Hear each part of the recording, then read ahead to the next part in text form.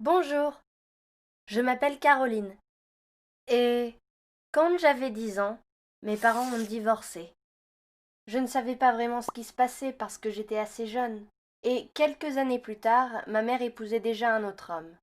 Cela me semblait un peu rapide, mais vu que je passais encore tous les week-ends avec mon père, je ne pouvais pas trop me plaindre. Maintenant, j'ai 2 maisons et 2 chambres à coucher et mon père est un véritable aventurier. Nous passons toujours les meilleurs moments ensemble. Je suis fille unique, mais lorsque ma mère s'est remariée, son nouveau mari, Max, a commencé à inviter son fils Louis à venir dormir chez nous. Vu que je n'avais jamais eu de frères et sœurs, c'était plutôt cool. Louis a le même âge que moi et nous avons beaucoup en commun. J'étais tellement surprise quand nous nous sommes rencontrés. Il était réellement intéressé par les livres que j'aime et les films aussi. Aucun de mes amis n'aime regarder de vieux films, mais je suis obsédée par les vieux classiques. Et Louis aussi. Donc, chaque fois qu'il vient pour dormir, nous faisons toujours un marathon de films. Au cours de la première année de mariage de ma mère avec Max, nous avons passé les grandes vacances ensemble. Ma mère, Max, moi et Louis.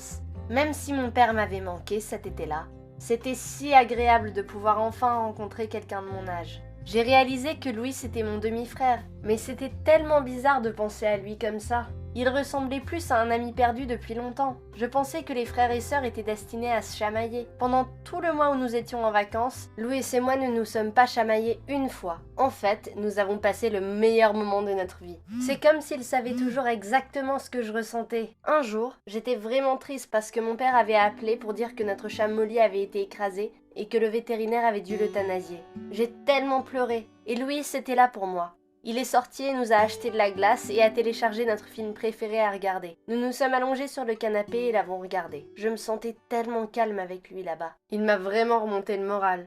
Lorsque les vacances ont pris fin et que nous avons dû retourner à l'école, j'étais secrètement très contrariée. Cela signifiait que je ne le verrais pas tous les jours et je m'étais tellement habituée à ça. Nous retrouvions maintenant notre routine habituelle, différentes écoles et, bien sûr, différents foyers. Car Louis restait avec sa mère. Il venait toujours chez nous le week-end, mais c'était normalement le temps que je passais avec mon père. Un week-end, j'ai prétendu à mon père que j'étais malade pour rester à la maison. Je n'ai pas vraiment compris pourquoi je faisais ça. Je savais juste que je voulais regarder des films avec Louis. Mon père m'a dit qu'il espérait que j'aille mieux bientôt et qu'il passerait le dimanche avec de la soupe. Ma mère et Max allaient sortir ensemble et Louis avait invité des amis pour une pizza et des films. Cela ne me dérangeait pas, parce que ses amis étaient aussi devenus mes amis et il pensait qu'il pourrait peut-être me remonter le moral et aider ma maladie mystérieuse à disparaître. Puis il m'a fait un clin d'œil. Je pense qu'il savait que je faisais semblant. Mais pour être honnête, il avait l'air plutôt heureux que je sois malade.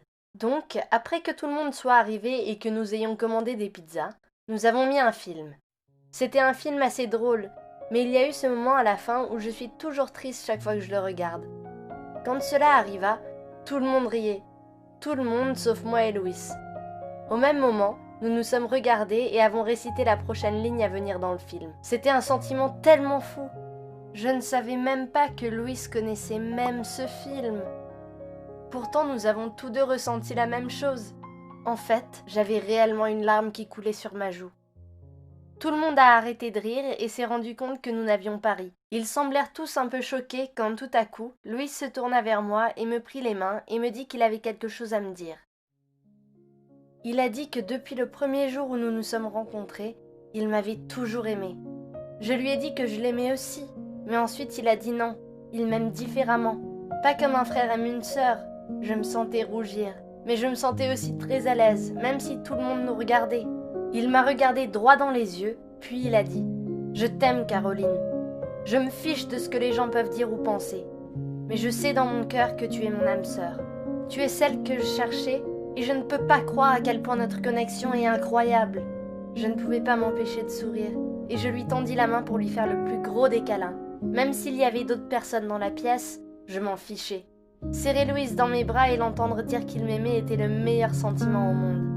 Nous avons commencé à dire à quel point nous avions de points en commun et à quel point notre vie était complète maintenant que nous nous étions rencontrés. Et pendant tout ce temps, nous étions dans les bras l'un de l'autre. J'entendais nos amis stupéfaits et le meilleur ami de Louis, Gary, s'est levé et est parti en disant à quel point c'était immoral. Mais rien d'autre n'avait d'importance, sauf notre amour l'un pour l'autre. Que pensez-vous de cette histoire ?